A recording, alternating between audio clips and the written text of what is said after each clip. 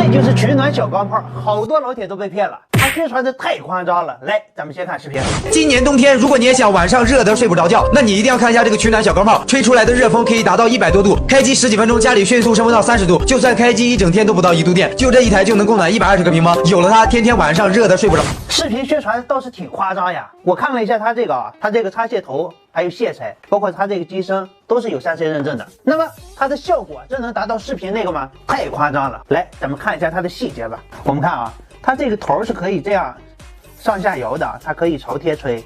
它里面是通过这个发热的啊，然后后边有一个风扇，鼓着风往前吹，经过这个发热片，跟我们吹风机一个原理啊。我们看它这个面板啊，它一个旋钮控制这个风速大小，然后一个旋钮控制开关，还有它的冷风、低热、高热，就控制风温的。原理很简单啊，就是一个长得不太一样的吹风机啊，它有2000瓦的功率。好，咱们现在看一下它的发热情况，还有它的实际功率。我们这个房间大概有30多平啊，这是一个工业级的温度湿度监测仪啊，它的灵敏度很高啊。现在的温度有19.6度，这个是一个电量计量器啊，它可以监测到功率。接下来咱们给它打开，看它实际让这个室温升温的速度啊，同时监测一下它的出温温度。我们开始喽，调到高温，然后这儿高速风啊，咱们开始计时，记住现在的参数啊。